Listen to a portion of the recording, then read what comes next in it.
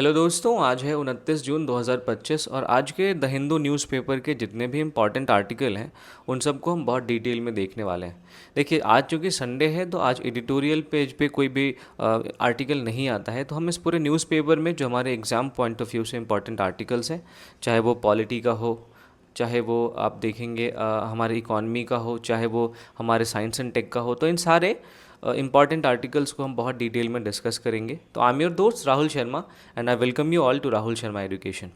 दोस्तों, हम सबसे पहले नज़र डालते हैं कि आज हम किन किन बातों पे चर्चा करने वाले हैं। सबसे पहले दोस्तों हम देखेंगे कि बिहार में जो विशेष गहन पुनरीक्षण करके मतदाता सूची को नए तरीके से तैयार करने की शुरुआत की गई है उसके बारे में।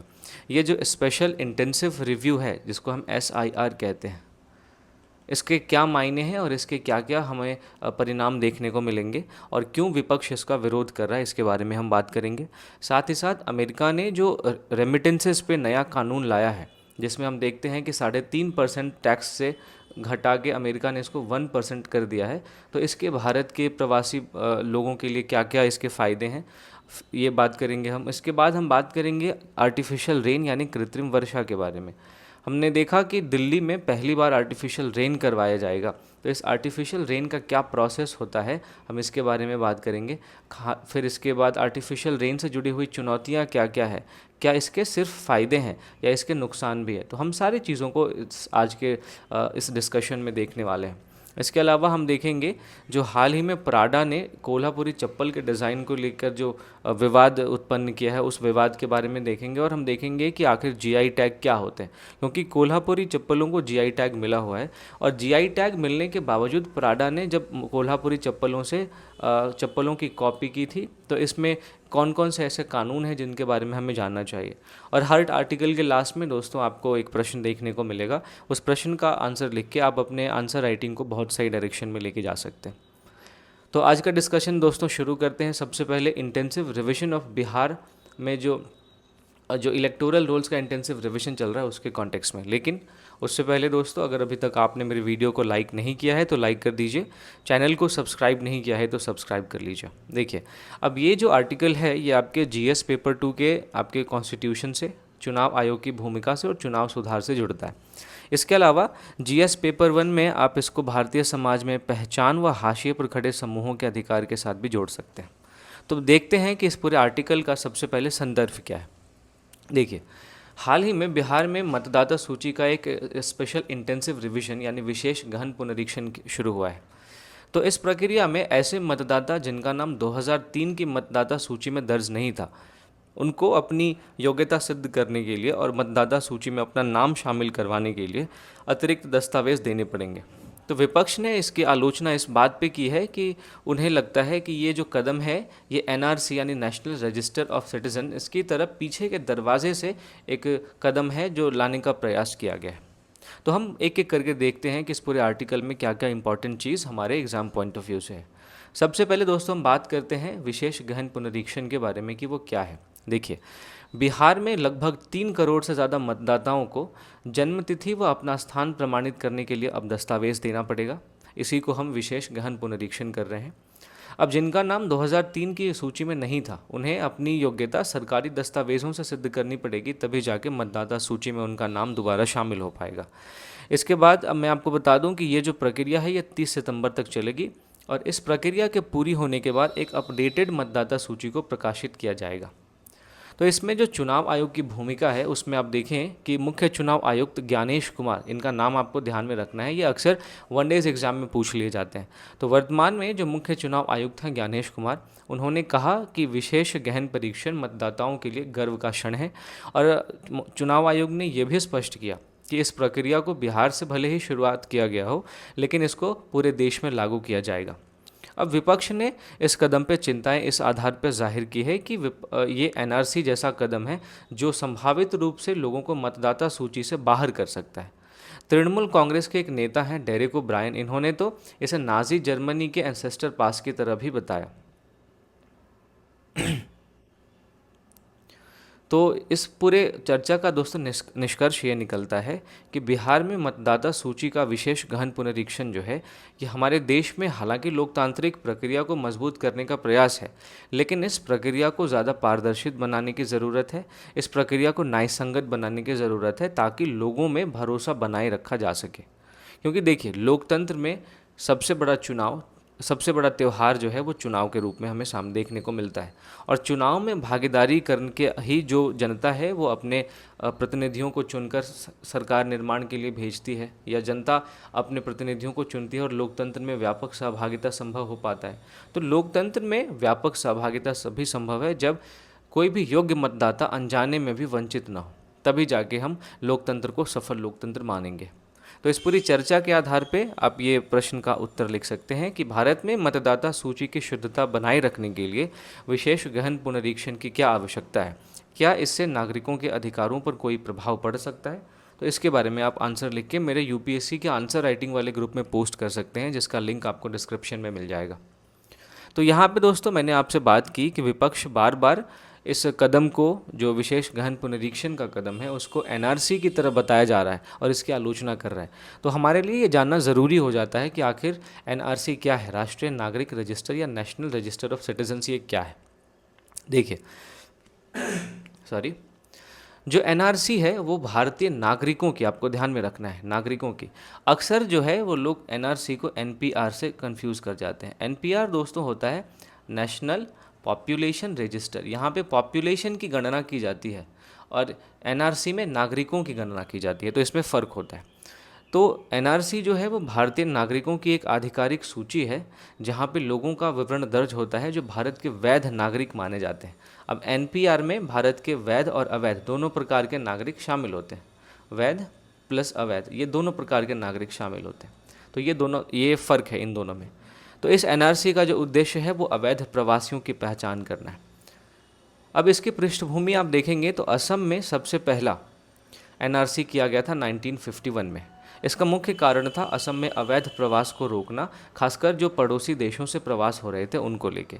फिर असम में जो एनआरसी की अपडेटेड प्रक्रिया है वो 2013 में फिर से शुरू की गई और 2019 में 31 अगस्त को इसको प्रकाशित किया गया। तो असम एनआरसी को सुप्रीम कोर्ट के निर्देश पर अपडेट किया गया था, ये आपको ध्यान में रखना है। अब इस कदम के कानूनी अधिकार क्या है, या ये जो एनआरसी बनाया जाता है, एनआरसी तैयार किया जाता है, इसके कानूनी आधार क्या है? तो सबसे पहला तो आपको देखने को मिलेगा नागरिकता अधिनियम 1955। इसके साथ साथ फिर नागरिकता जो नियम है 2003, इसके तहत पूरे भारत में एनआरसी बनाने का प्रावधान है। ठीक है, तो ये आप ध्यान में रखेंगे।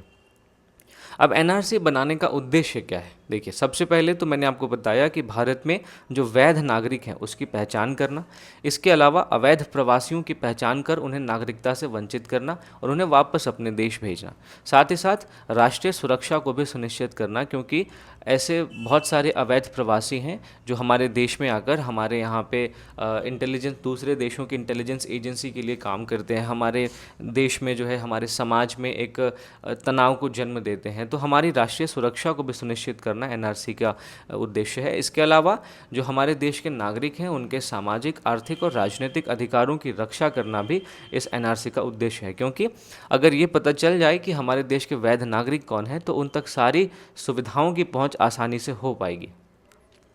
तो यहाँ पे आपको इम्पॉर्टेंट फैक्ट्स कुछ ये याद रखना है कि असम एनआरसी में लगभग 3.11 करोड़ लोगों ने आवेदन किया। हालांकि अंतिम सूची में 19 लाख लोग शामिल नहीं हो पाए हैं, तो जिनका नाम नहीं आया उन्हें अपील का अवसर दिया जाएगा। तो ये चीज़ आप ध्यान में रखेंगे। अब एनआरसी की बहुत ज़्यादा आलोचनाएं भी हुई और एनआरसी के सामने कई सारी चुनौतियां भी है। सबसे पहले तो हम देखते हैं मानवीय संकट, क्योंकि बहुत से लोग दस्तावेज न होने के कारण एनआरसी से बाहर हो गए। अब दस्तावेज आधारित जो प्रक्रिया है ये गरीब और हाशिए के लोगों के लिए काफ़ी कठिन प्रक्रिया है, क्योंकि दस्तावेज़ों को संभाल कर रखना गरीब और हाशिए पर रहने वाले लोगों के लिए एक मुश्किल काम होता है, क्योंकि उनका मुख्य उद्देश्य होता है अपना जीवन आसानी से जीना, अपना पेट पूजा करना, अपना जो है जीविकोपार्जन के लिए किसी भी तरीके से संसाधन को अर्जित करना, ताकि वो अपने ज़रूरी चीज़ों की पूर्ति कर पाएँ, अपने बच्चों को एक जो मिनिमल शिक्षा होती है वो दिला पाएँ। तो ऐसे में दस्तावेज़ों को सहेज कर रखना उनके प्राथमिकताओं में से नहीं हो पाता। तो ये जो है एनआरसी, उसमें केवल दस्तावेज ना होने के कारण लोगों को नागरिकों की सूची से बाहर कर देना, इस आधार पर एनआरसी की आलोचना की जाती है। इसके अलावा एनआरसी की वजह से व्यापक सामाजिक, धार्मिक और जातिगत तनाव भी हमें देखने को मिलते हैं। साथ ही साथ एनआरसी की जो प्रक्रिया है उसकी पारदर्शिता पर और उसकी निष्पक्षता पर भी सवाल उठाए जाते हैं।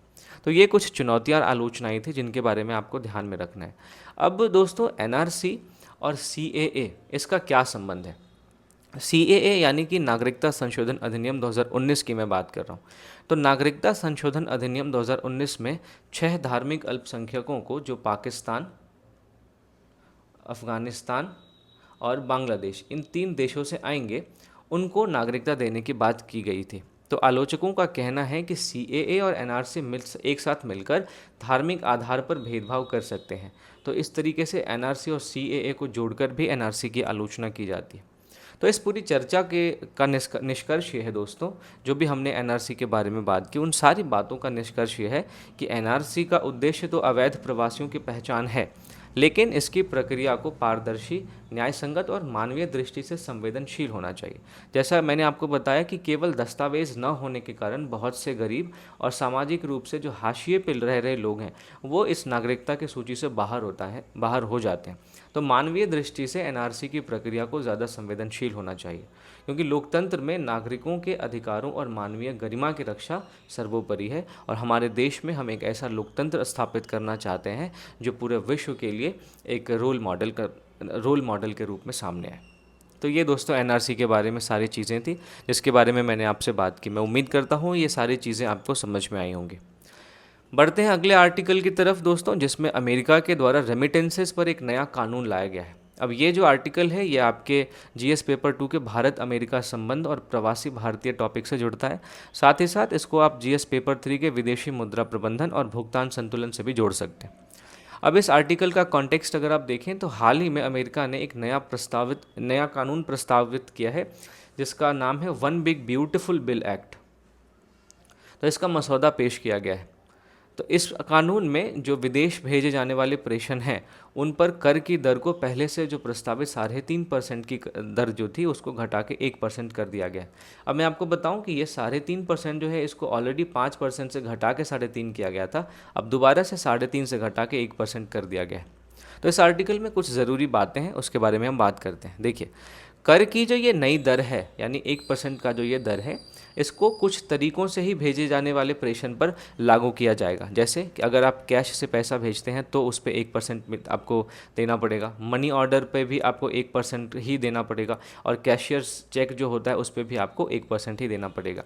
अगर आप बैंक खातों या फिर डेबिट या क्रेडिट कार्ड या अन्य वित्तीय संस्थानों के माध्यम से विप्रेषण भेजते हैं, रेमिटेंस भेजते हैं, तो उस पर आपको ये 1% वाला टैक्स का छूट नहीं मिलेगा।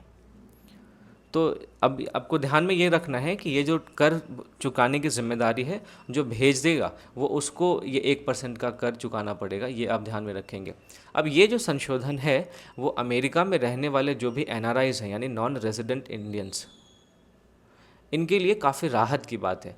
अब मैं आपको एक फैक्ट बताता हूँ जो आपको शायद पता हो कि एनआरआई कौन होगा। इसके बारे में हमारे देश के नागरिकता अधिनियम में ना लिख के हमारे देश का जो इनकम टैक्स एक्ट है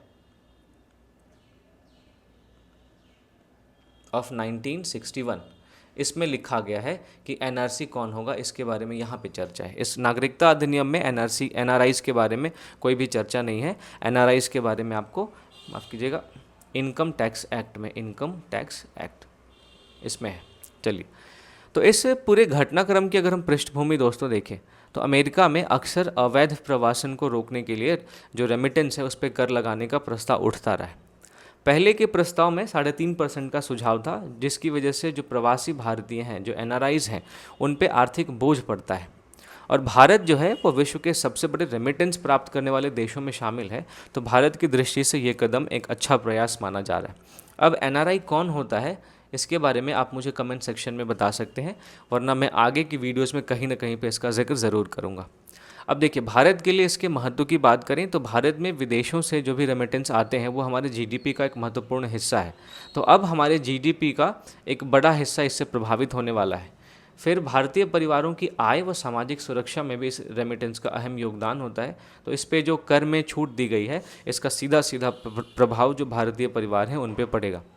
इसके अलावा ये जो नया मसौदा है वे ये अप्रत्यक्ष रूप से भारत में होने वाले कुल रेमिटेंसेस को नकारात्मक रूप से कम प्रभावित करेगा, क्योंकि पहले 100 रुपये अगर मान लीजिए विदेश से कोई भी व्यक्ति अपने परिवार को भारत में भेज रहा है तो 100 रुपये में से 3.5 रुपये कट जाते थे।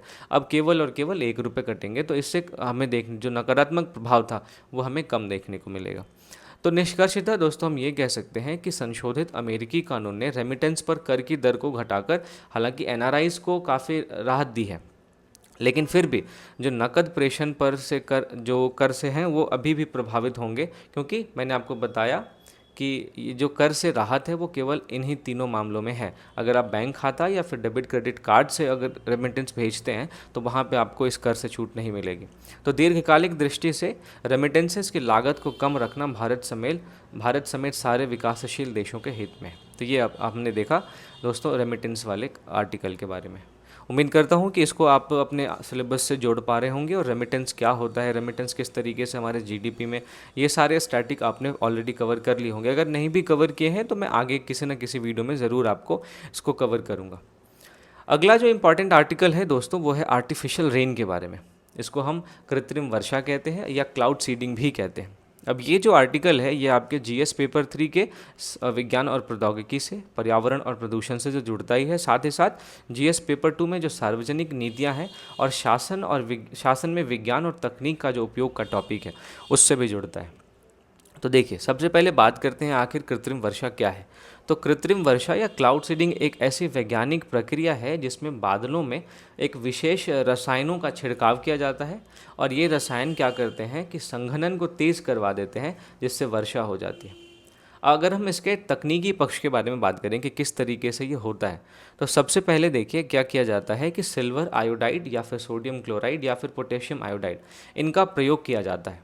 इनको हवाई जहाज़, ड्रोन या ज़मीन से रॉकेट के द्वारा बादलों में पहुंचाया जाता है और इनका छिड़काव किया जाता है। अब ये रसायन क्या करते हैं, दो काम करते हैं। एक तो ये कॉन्डेंसेशन न्यूक्लियाई का काम करते हैं जिसके ऊपर पानी की जो बूंदें हैं वो संघनित होती है। दूसरा काम ये क्या करते हैं, देखिए जो कॉन्डेंसेशन न्यूक्लियाई, अब मान लीजिए ये कण है, ये आप देख सकते हैं, मान लीजिए कि ऐसे ऐसे कण को, सिल्वर आयोडाइड के ये कण है, तो इनके चारों तरफ जो है ये जल की बूंदें ऐसे करके संघनित होने लगती है, और जब ये जल की बूंदें बड़ी हो जाती है तो ये अपने आप नीचे गिरने लगती है और बारिश होती है। लेकिन इसका एक दूसरा काम भी है। देखिए जो सिल्वर आयोडाइड होते हैं ये सुपर कूल्ड होते हैं, यानी जिन रसायनों का छिड़काव किया जाता है उनका टेम्परेचर बहुत कम होता है। तो सुपर कूल्ड होने के कारण ये क्या करते हैं, जब इनका छिड़काव बादलों में किया जाता है तो ये वहाँ के तापमान को बहुत कम कर देते हैं। अब जब तापमान कम होता है तो इससे जो सापेक्षिक आर्द्रता है, मैं उम्मीद करता हूँ दोस्तों आपको सापेक्षिक आर्द्रता का कॉन्सेप्ट पता होगा, तो सापेक्षिक आर्द्रता जो है वो और ज़्यादा बढ़ जाती है। अब मैं इसको अच्छे तरीके से आपको समझाता हूँ। देखिए जो सापेक्षिक आर्द्रता, जिसको हम इंग्लिश में रिलेटिव ह्यूमिडिटी कहते हैं, ये रिलेटिव ह्यूमिडिटी जब तक 100% नहीं हो तब तक रेन नहीं होता, बारिश नहीं होती है। तो एक तो जब इन रसायनों का छिड़काव किया जाता है तो ये रिलेटिव ह्यूमिडिटी जो कि ऑलरेडी 50% से 40% होना चाहिए, 40 से 50% किसी भी बादल के अंदर ह्यूमिडिटी होनी चाहिए, तभी जाके आर्टिफिशियल रेन जो है वो सक्सेसफुल हो पाता है। तो इस 50% से 40% ह्यूमिडिटी को तापमान कम करके हम 100% कर सकते हैं, तभी 100% के बाद जो है वो कंडेंसेशन शुरू होता है, यानी संघनन शुरू होता है, और संघनन जब तक नहीं होता तब तक बारिश नहीं होती है। तो जब ये सुपर कूल्ड सिल्वर आयोडाइड ये डाले जाते हैं बादलों में, तो ये क्या करते हैं, एक तो उस नाभिक का काम करते हैं जिसके चारों तरफ संघनन होता है, दूसरा तापमान को बहुत ज़्यादा कम कर देते हैं। तो तापमान कम करने से जो 50% की रिलेटिव ह्यूमिडिटी थी वो 100% हो जाती है, और जिस पॉइंट पे रिलेटिव ह्यूमिडिटी 100% हो जाता है उस पॉइंट को हम ड्यू पॉइंट कहते हैं, या फिर इसी को हम हिंदी में ओसांक कहते हैं। तो आपको ध्यान में रखना है कि बिना ओसांक तक पहुँचे कभी भी बारिश नहीं होती है। तो जब तापमान कम होता है और जल के संघनन के लिए एक न्यूक्लियाई मिल जाता है, तो फिर क्या होता है कि बारिश की बूंदें जो है, जो जलवाष्प है, उनका संघनन शुरू होता है और वो जल बूंदों के रूप में कन्वर्ट होने लग जाते हैं और फिर बारिश होती है। तो ये यहाँ पे मैंने आपको बताया कि किस तरीके से ये जो कृत्रिम वर्षा करवाई जाती है उसका प्रोसेस होता है।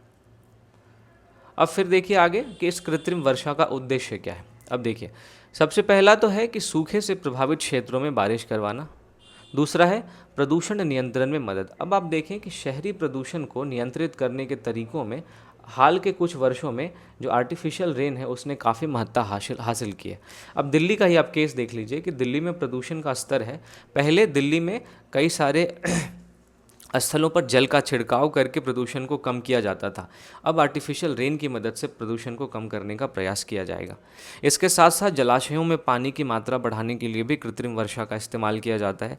साथ ही साथ कृषि क्षेत्र को समर्थन देने के लिए भी कृत्रिम वर्षा का इस्तेमाल किया जाता है। भारत में कई सारे प्रयास इसके पहले भी हो चुके हैं। आप देखेंगे कि कर्नाटक में, महाराष्ट्र में, तमिलनाडु में, आंध्र प्रदेश में, इन सभी जगहों पर समय समय पर प्रयास हमें देखने को मिलते रहे। दिल्ली सरकार ने आईआईटी कानपुर के सहयोग से पहली बार एनसीआर में प्रदूषण कम करने के लिए क्लाउड सीडिंग प्रोजेक्ट को शुरू किया है। इसके अलावा कर्नाटक और महाराष्ट्र में सूखे के समय में भी आर्टिफिशियल रेन को करवा के, कृत्रिम वर्षा को करवा के सूखे से निपटने की कोशिश की गई थी। लेकिन आर्टिफिशियल रेन जो है इसकी कई सारी चुनौतियां भी है। जैसे सबसे पहले कि ये इसकी सफलता जो है वो बादलों की गुणवत्ता पे और उसकी आर्द्रता पर निर्भर करती है। अब मैंने आपको अभी बताया कि किसी भी बादल में जो जलवाष्प जो आर्द्रता है, जिसको हम सामान्यतः सापेक्षिक आर्द्रता कहते हैं, उस सापेक्षिक आर्द्रता को 50% तक होना चाहिए, तभी जाके हम आर्टिफिशियल रेन करवा सकते हैं। क्योंकि इस 50% से हम सुपर कूल्ड सिल्वर आयोडाइड का छिड़काव करके एक तो संघनन करवा सकते हैं, और इस 50% रिलेटिव ह्यूमिडिटी को हम 100% तक पहुंचवा के, तापमान कम करके हम ड्यू पॉइंट को प्राप्त कर सकते हैं। और ड्यू पॉइंट के बाद ही संघनन शुरू होता है, बारिश शुरू होती है। ये आपको ध्यान में रखना है। तो ये इन सारी चीज़ों पर निर्भर करता है। तो पहला चैलेंज तो इसके सामने ये रहा। दूसरा है कि इसके प्रभाव जो हैं वो सीमित हैं और इसके अस्थायी प्रभाव भी हमें देखने को मिलते हैं। इसकी सफलता का जो दर है उसको लेकर पूरे वैज्ञानिक समुदाय में मतभेद है। इसकी वजह से इसके प्रभाव जो हैं वो अस्थायी होते हैं। इसके अलावा दोस्तों, आर्टिफिशियल रेन के पर्यावरणीय और स्वास्थ्य संबंधी प्रभावों पर भी चिंता जताई जाती है। क्योंकि जिस सिल्वर आयोडाइड की मैंने बात की, ये अपने आप में एक प्रदूषक है। तो इस प्रदूषक के जो है ये हमारे पर्यावरण को और ज़्यादा प्रदूषित कर सकता है। साथ ही साथ इसके स्वास्थ्य संबंधी प्रभावों पर भी चिंता जताई जाती है। क्योंकि कृत्रिम वर्षा से जो है वो हमें देखने को मिलता है कि कई सारे स्वास्थ्य ये जो स्किन संबंधी बीमारियां भी हमें देखने को मिलती है। एक और चीज़ जो पर्यावरणीय इस पे प्रभाव के बारे में आपको जानना चाहिए कि देखिए, जिस बादल को कहीं और जाके बारिश करनी थी, उस बादल को हमने यहाँ पे बारिश करवा दिया। इससे क्या होता है, जो हमारा वाटर साइकिल है ये डिस्टर्ब होता है, जो हमारा वेदर पैटर्न है ये डिस्टर्ब होता है। तो हमारे मौसम के पैटर्न में हमें तब्दीली देखने को मिलती है। इसका पर्यावरण पर नकारात्मक असर पड़ता है। जल चक्र में भी हमें नकारात्मक असर पड़ते हुए देखने को मिलता है। तो इस आर्टिफिशियल रेन के कई पर्यावरणीय और स्वास्थ्य संबंधी प्रभाव भी हैं। इसके अलावा आप देखेंगे कृत्रिम वर्षा कराने की लागत बहुत ज़्यादा है। तो ये भी इसके सामने एक चुनौती है। और ये मैंने आपको बताया कि अभी तक इसकी सफलता को लेकर वैज्ञानिक समुदाय में मतभेद हैं। तो ये भी कृत्रिम वर्षा के लिए एक चुनौती पैदा करती है। इसके अंतर्राष्ट्रीय परिप्रेक्ष्य की दोस्तों अगर हम बात करें तो सबसे पहले 1946 में अमेरिका में विंसेंट शेफर द्वारा क्लाउड सीडिंग का प्रयोग किया गया था। चीन में बीजिंग ओलंपिक 2008 के दौरान भी मौसम को नियंत्रित करने के लिए बड़े पैमाने पर क्लाउड सीडिंग की गई थी। इसके अलावा संयुक्त अरब अमीरात में भी वर्षा की कमी को पूरा करने के लिए व्यापक क्लाउड सीडिंग प्रोग्राम हमें देखने को मिलता है। 2008 में दरअसल क्या हुआ था, ओलंपिक के दौरान बारिश होने की संभावना थी, तो इन्होंने ओलंपिक के प्रोग्राम से पहले ही क्लाउड सीडिंग करवा के सारे जितने भी आर्द्रता थी उसको बारिश के तौर पे नीचे करवा दिया। तो फिर जब बारिश पहले ही हो गई, तो फिर जब ये ओलंपिक शुरू हुआ तो उसके दौरान जो है वो बारिश हमें देखने को नहीं मिली और ओलंपिक बढ़िया तरीके से हो गया।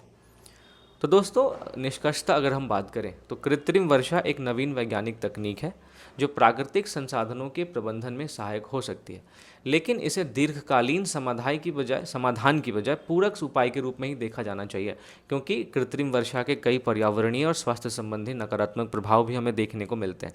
इसकी लागत भी हमें बहुत ज़्यादा देखने को मिलती है। तो इसलिए इसे एक पूरक उपाय के रूप में ही देखा जाना चाहिए, ना कि दीर्घकालीन समाधान के रूप में। तो ये पारदर्शिता, वैज्ञानिक मूल्यांकन और पर्यावरणीय प्रभावों का आकलन करके ही इनका इस्तेमाल किया जाना चाहिए।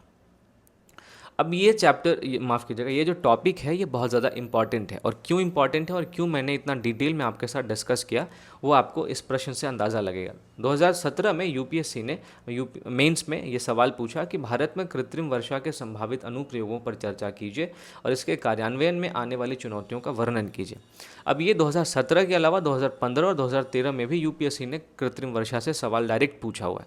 तो इस वजह से मैंने इसको बहुत डिटेल में यहाँ आपके साथ डिस्कस किया। उम्मीद करता हूँ आपको समझ आया होगा। बढ़ते हैं अगले आर्टिकल की तरफ दोस्तों, जहाँ पे ये बताया गया है कि बिहार मोबाइल ऐप का यूज़ करके वोटिंग कराने वाला पहला स्टेट बन गया है। अब ये जो आर्टिकल है ये आपके जीएस पेपर 2 के चुनाव सुधार से और शासन में प्रौद्योगिकी से संबंधित है, साथ ही साथ जीएस पेपर 3 में विज्ञान और प्रौद्योगिकी से भी और डिजिटल सुरक्षा से भी संबंधित है। तो देखिए कि बिहार ने देश में पहली बार मोबाइल ऐप के माध्यम से मतदान यानी ई वोटिंग की शुरुआत की है। अब ये प्रयोग नगर निकाय उपचुनावों में और 6 नगर पंचायतों के चुनावों में किया गया। तो इसका उद्देश्य था कि जो वरिष्ठ नागरिक हैं, जो दिव्यांग हैं, जो गर्भवती महिलाएं हैं, तो ऐसे वर्ग जो कि समाज में वंचित हैं, ऐसे वर्ग जो उतने सक्षम नहीं हैं, इन वर्गों को मतदान के लिए, इन लोगों के लिए मतदान को सुलभ बनाना इसका उद्देश्य था। तो सबसे पहले बात करते हैं कि मतदान आखिर कैसे हुआ। देखिए, एक ई-सिक बीएचआर नामक मोबाइल ऐप के माध्यम से कुछ पात्र मतदाताओं ने घर बैठे वोट डाला। साथ ही साथ सभी बूथों पर पारंपरिक इलेक्ट्रॉनिक वोटिंग मशीन से भी मतदान हुआ। तो कुल 489 बूथों पर मतदान हुआ और 538 प्रत्याशी चुनाव में थे। ठीक है, इसके अगर हम तकनीकी पक्ष की बात करें तो तकनीकी पक्ष में हमें दोस्तों ये देखने को मिलता है कि इस ऐप को जो है वो सीडेक यानी centre for development of advance computing इसने विकसित किया है। सुरक्षा के लिए इसमें ब्लॉकचेन तकनीक का इस्तेमाल किया गया है, फेस मैचिंग का इस्तेमाल किया गया और वोटर आईडी वेरिफिकेशन जैसी तकनीकों का इस्तेमाल किया गया है।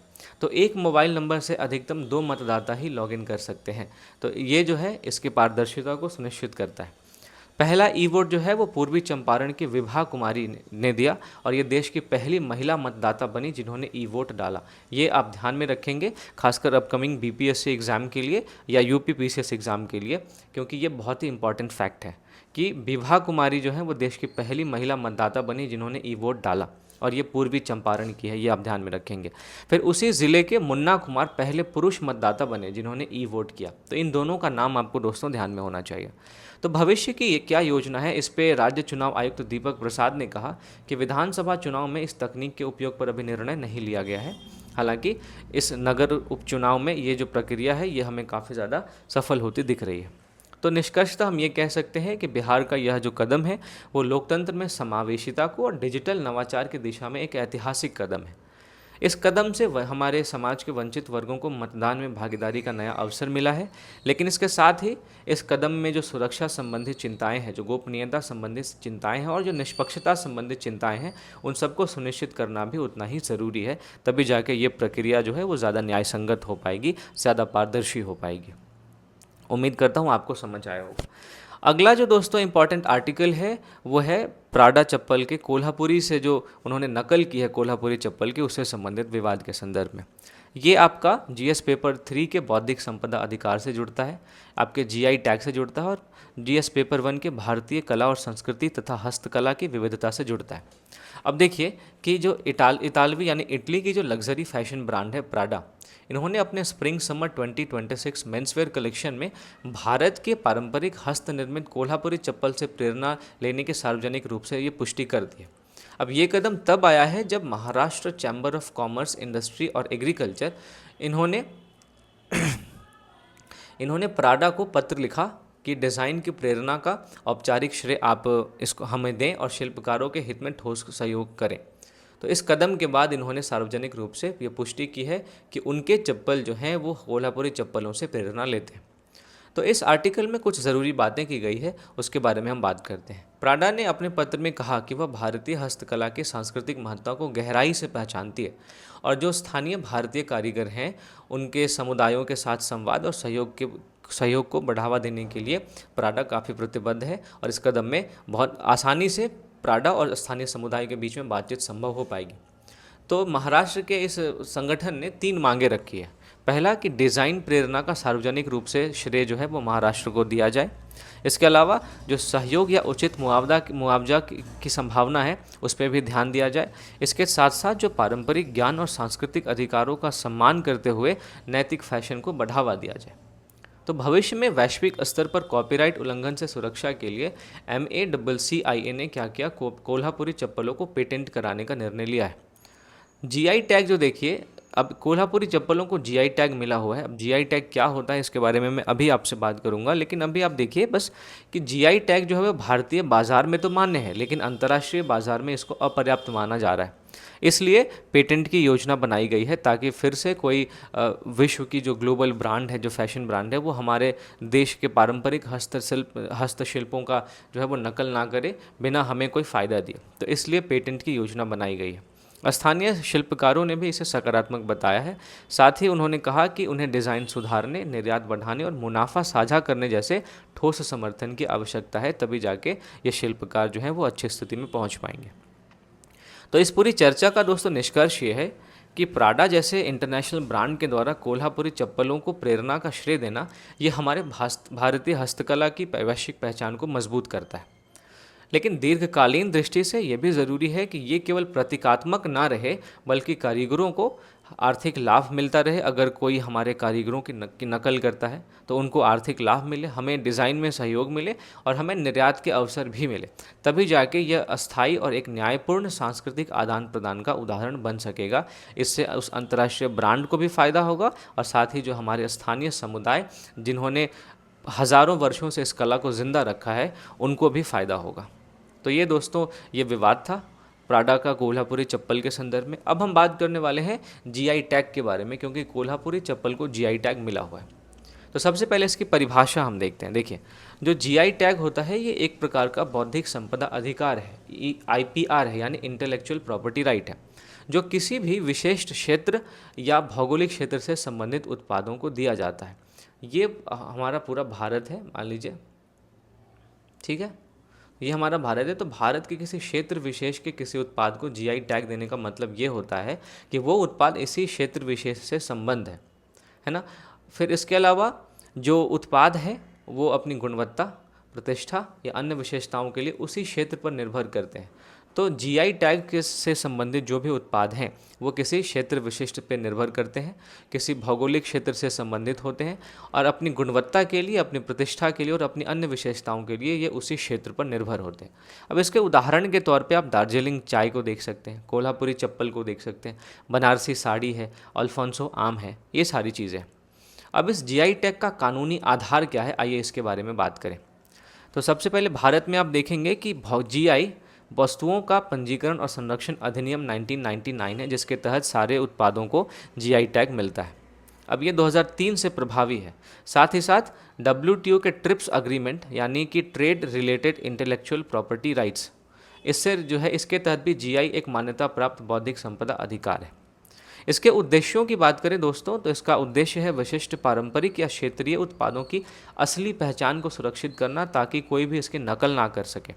इसके साथ साथ उपभोक्ताओं को असली और नकली उत्पादों में अंतर बताने में मदद करना, साथ ही साथ शिल्पकारों, किसानों और स्थानीय उत्पादकों को आर्थिक लाभ और बाज़ार में विशेष स्थान दिलाना। इसके अलावा हमारे देश के जो पारंपरिक ज्ञान है और जो हमारे देश की सांस्कृतिक विरासत है उसका संरक्षण करना भी जीआई टैग देने का उद्देश्य है। तो कुछ मुख्य तथ्य हैं जिनके बारे में आपको जानना चाहिए कि जीआई टैग एक व्यक्तिगत अधिकार नहीं है, बल्कि ये एक सामूहिक अधिकार होता है जो किसी समुदाय या समूह या संस्था को दिया जाता है। तो जीआई टैग केवल और केवल गुड्स को मिलता है, यानी वस्तुओं को मिलता है, सेवाओं को नहीं मिलता, ये आप ध्यान में रखेंगे। फिर जीआई रजिस्ट्री जो है वो चेन्नई द्वारा जीआई का पंजीकरण किया जाता है और जीआई टैग का जो पंजीकरण होता है वो 10 वर्षों के लिए वैध होता है और 10 वर्षों के बाद उनका नवीनीकरण करने की ज़रूरत होती है। अब जीआई टैग के काफ़ी महत्व भी है, क्योंकि ये ग्रामीण और कारीगर जो अर्थव्यवस्था है उसको प्रोत्साहन देते हैं। हमारे देश के ग्रामीण लोगों को, हमारे देश के कारीगरों को निर्यात करने में और हमारे देश में विदेशी मुद्रा अर्जन में सहायक होते हैं। साथ ही साथ हमारे देश की जो पारंपरिक कला है, हमारे देश की जो संस्कृति है, उसको वैश्विक पहचान दिलाने में भी जीआई टैग हमारे बहुत ज़्यादा महत्वपूर्ण होते हैं। लेकिन इनसे संबंधित कुछ चुनौतियां भी हैं, क्योंकि अंतर्राष्ट्रीय स्तर पर हमें जीआई संरक्षण की कठिनाई देखने को मिलती है। जैसा कि अभी हमने देखा कि प्राडा ने नकल कर ली और हमें कोई श्रेय नहीं दिया, तब तक जब तक कि महाराष्ट्र के संघ ने ऐसा करने के लिए उसे पत्र नहीं लिखा। इसके अलावा जीआई टैग के नकली और सस्ते उत्पाद भी बाजार में उपलब्ध हो जाते हैं, जिसकी वजह से इनकी प्रतिस्पर्धा पर नकारात्मक प्रभाव पड़ता है। साथ ही साथ आप देखेंगे कारीगरों में और किसानों में भी जीआई टैग के प्रति जो जागरूकता है उसकी कमी हमें देखने को मिलती है। इसके अलावा ब्रांडिंग और विपणन की सीमाएं भी जीआई टैग के लिए एक और चुनौती पैदा करती है। तो ये दोस्तों जीआई टैग के बारे में था। अब देखते हैं भारत के हालिया जीआई टैग जो है प्राप्त वस्तुएं कौन कौन सी है। सबसे पहला आप देखेंगे मेघालय का रिंडिया सिल्क एरी सिल्क है।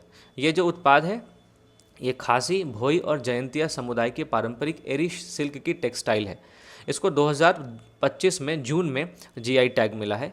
इसका महत्व है कि ये पर्यावरण संवेदनशील है, सहयोगी उत्पादन, महिलाओं द्वारा पारंपरिक हथकरघा कौशल का संवर्धन।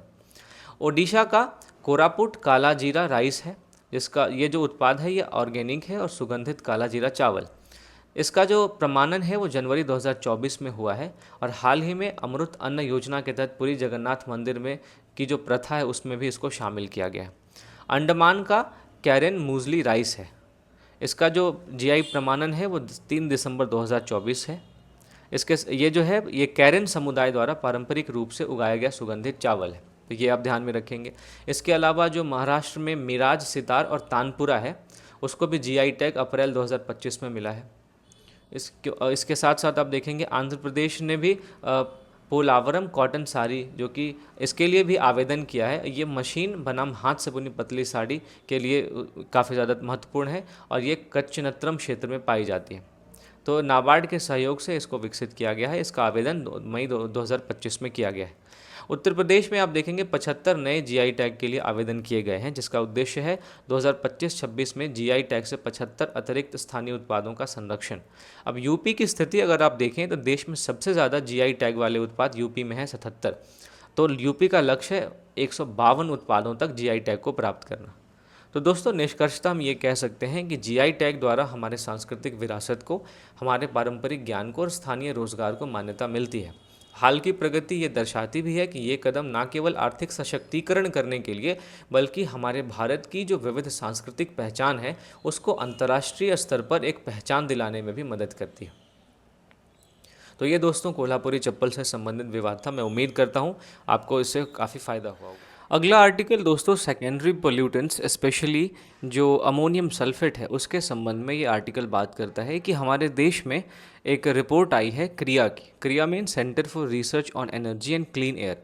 तो इस रिपोर्ट में ये बताया गया है कि भारत के जो PM 2.5 प्रदूषण है टोटल, उसका लगभग 1/3 यानी 34% हिस्सा जो है वो अमोनियम सल्फेट जैसे सेकेंडरी प्रदूषकों से बनता है। अब ये अमोनियम सल्फेट मुख्य रूप से कोयला चालित ताप विद्युत संयंत्रों से निकलने वाले SO2 से और वातावरण में मौजूद अमोनियम यानी अमोनिया NH3 की प्रतिक्रिया से बनते हैं। तो इस आर्टिकल में हम बात करेंगे कि सेकेंडरी प्रदूषक क्या होते हैं, कैसे ये हमारे वायु प्रदूषण को प्रभावित करते हैं। तो ये जो आर्टिकल है ये आपके GS पेपर 3 के विज्ञान और प्रौद्योगिकी से, प्रदूषण नियंत्रण से और पर्यावरण से जुड़ता है। साथ ही साथ आप इसको GS पेपर 2 में शासन, नीति और क्रियान्वयन से भी जोड़ सकते हैं। तो सबसे पहले दोस्तों हम बात करते हैं सेकेंडरी प्रदूषक क्या होते हैं।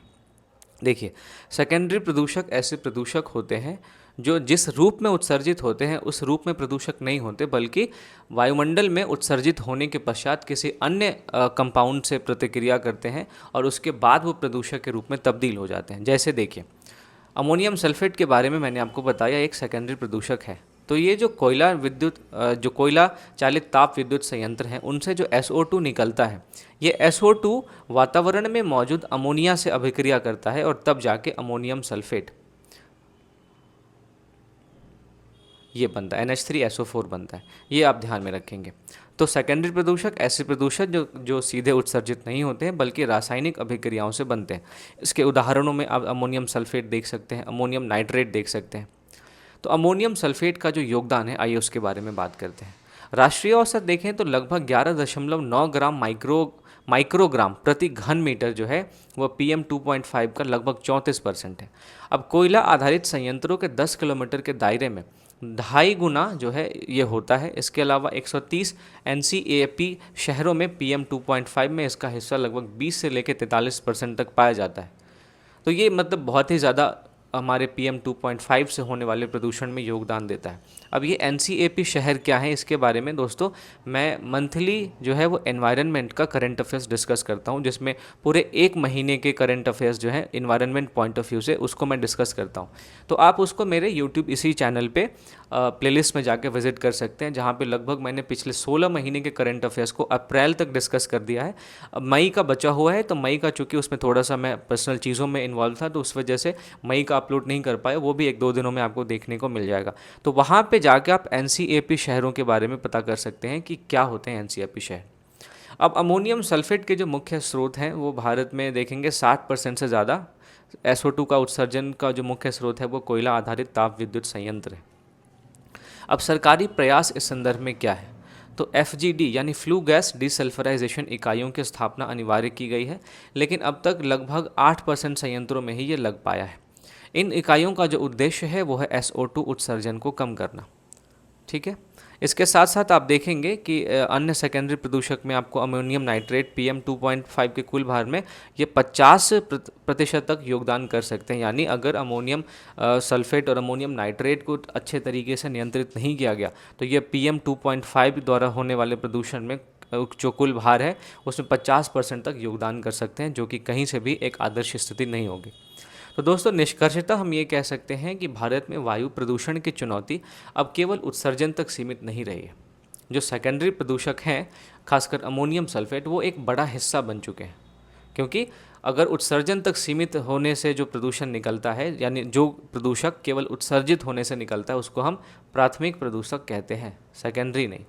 प्राथमिक प्रदूषक जो जिस रूप में उत्सर्जित होते हैं उसी रूप में वो प्रदूषक होते हैं।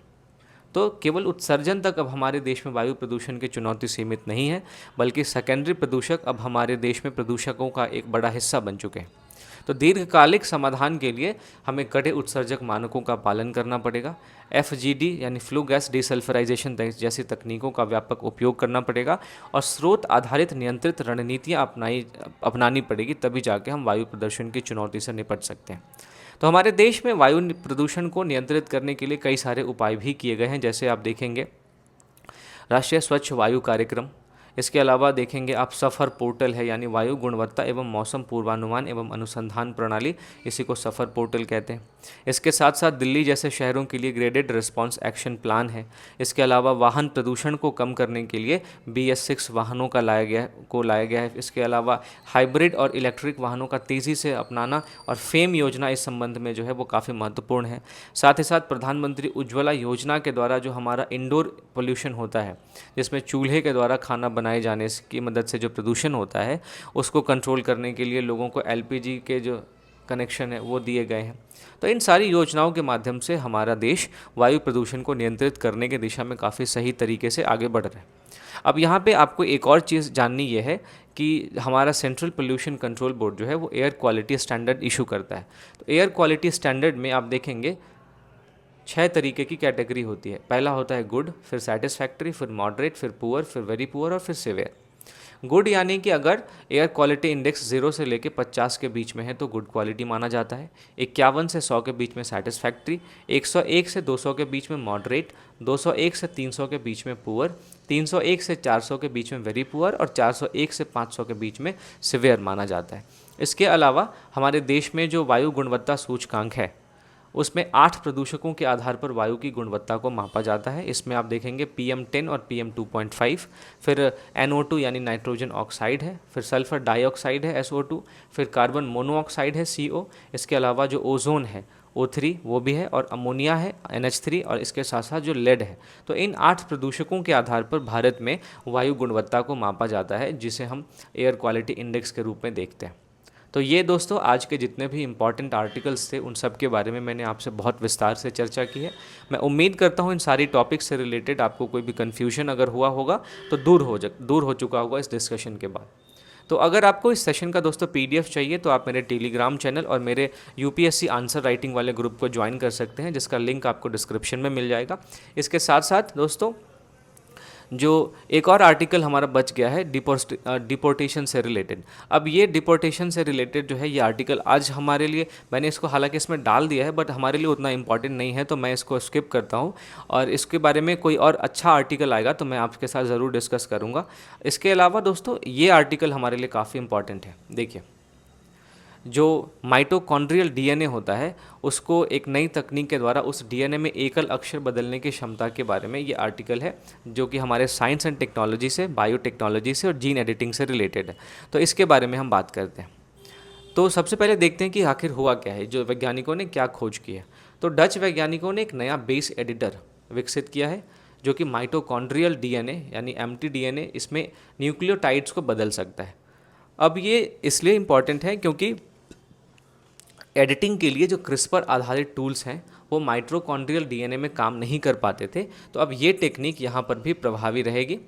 तो इस वजह से ये जो खोज है ये हमारे लिए काफ़ी इंपॉर्टेंट है। तो इसका महत्व ये है कि माइटोकॉन्ड्रियल डीएनए में बदलाव की क्षमता से माइटोकॉन्ड्रियल रोगों का उपचार संभव हो पाएगा और ये मानव जर्मलाइन थेरेपी और रोगों के उपचार में एक नई दिशा को खोल सकता है। तो सबसे पहले दोस्तों हम बात करते हैं माइटोकॉन्ड्रियल डीएनए के बारे में कि आखिर माइटोकॉन्ड्रियल डीएनए क्या है। देखिए, अगर हम इसकी परिभाषा की बात करें तो माइटोकॉन्ड्रियल डीएनए जो होता है ऐसा डीएनए होता है जो कोशिका के माइटोकॉन्ड्रिया में पाया जाता है। ठीक है। अब माइटोकॉन्ड्रिया को प्रायः जो है हमारे सेल का पावर हाउस कहते हैं, ऊर्जा गृह कहते हैं, और माइटोकॉन्ड्रियल डीएनए उनमें स्वतंत्र रूप से मौजूद गोलाकार डीएनए के रूप में होता है। अब देखिए, जो न्यूक्लियर का डीएनए होता है, न्यूक्लियस का, ये डीएनए जो होता है वो माइटोकॉन्ड्रियल डीएनए से अलग होता है, एम्प्टी डीएनए से अलग होता है। ठीक है। अब किस तरीके से अलग होता है मैं अभी आपसे चर्चा करूंगा, लेकिन पहले कुछ चीज़ों के बारे में आप देखिए कि प्रत्येक कोशिका में एक तो नाभिकीय डीएनए पाया जाता है और फिर एक माइटोकॉन्ड्रियल डीएनए पाया जाता है। ठीक है। मनुष्यों में जो माइटोकॉन्ड्रियल डीएनए है उसके 16,569 बेस पेयर्स होते हैं। माइटोकॉन्ड्रियल डीएनए में लगभग 37 जीन होते हैं जो ऊर्जा उत्पादन से संबंधित प्रोटीन बनाने के लिए जिम्मेदार हैं। अब माइटोकॉन्ड्रियल डीएनए की जो संरचना होती है वो गोलाकार होती है। आप ये देखिए, ये है माइटोकॉन्ड्रियल डीएनए, इसकी संरचना आप देख सकते हैं, ये गोलाकार होती है। और लेकिन जो नाभिकीय डीएनए होता है वो लीनियर होता है, वो रैखिक होता है। तो जो माइटोकॉन्ड्रियल डीएनए है वो केवल माँ से ही बच्चों को विरासत में मिल सकता है। इसका मतलब है ये मातृवंशीय विरासत से हमें सिर्फ मिलता है, क्योंकि जो शुक्राणु के माइटोकॉन्ड्रिया हैं वो निषेचन के समय अंडाणु में प्रवेश नहीं करते। इस वजह से केवल माँ से ही बच्चों को विरासत में माइटोकॉन्ड्रियल डीएनए मिलता है। तो इस कारण माइटोकॉन्ड्रियल डीएनए का उपयोग वंशावली अध्ययन और पुरातात्विक डीएनए शोध में होता है। तो ये आप ध्यान में रखेंगे। अगर हम इसके उपयोग की बात करें तो ह्यूमन इवोल्यूशन के बारे में, प्राचीन प्रवास के बारे में जानने में ये माइटोकॉन्ड्रियल डीएनए हमारी मदद करता है। साथ ही साथ मैंने आपको बताया मातृवंशीय वंशानुक्रम का पता लगाने में ये हमारी मदद करता है। इसके अलावा कुछ दुर्लभ आनुवांशिक रोगों की पहचान करने में भी ये हमारी मदद करता है। जैसे आप देखेंगे माइटोकॉन्ड्रियल डिसऑर्डर, इसकी पहचान करने में हमारी मदद करता है। इसके अलावा फॉरेंसिक विज्ञान में पहचान के लिए भी माइटोकॉन्ड्रियल डीएनए का उपयोग होता है, क्योंकि यह नाभिकीय डीएनए से अधिक मात्रा में कोशिकाओं में मौजूद होता है। ठीक है। तो यहाँ पे मैंने ये स्लाइड डाल दिया है जिसमें आप न्यूक्लियर डीएनए और माइटोकॉन्ड्रियल डीएनए में क्या क्या डिफरेंस होता है उसको आप पढ़ सकते हैं। जब आप इस पीडीएफ को डाउनलोड करेंगे तो आप आसानी से इसको पढ़ सकते हैं। इसमें से ज़्यादातर बातें मैंने आपको बता दी है, बस कुछ और ऐसी बातें हैं जो किसी वनडे एग्ज़ाम में पूछी जा सकती है, तो उसको आप यहाँ से पढ़ सकते हैं। तो ये दोस्तों आज के सारे इंपॉर्टेंट आर्टिकल्स थे। मैं उम्मीद करता हूँ आपको इन सारे आर्टिकल से काफ़ी फ़ायदा हुआ होगा। तो बहुत ही जल्दी मैं आपसे मिलूँगा दोस्तों अगले एनालिसिस के साथ। तब तक के लिए दोस्तों थैंक यू फॉर वॉचिंग और मेरे साथ जुड़े रहिए और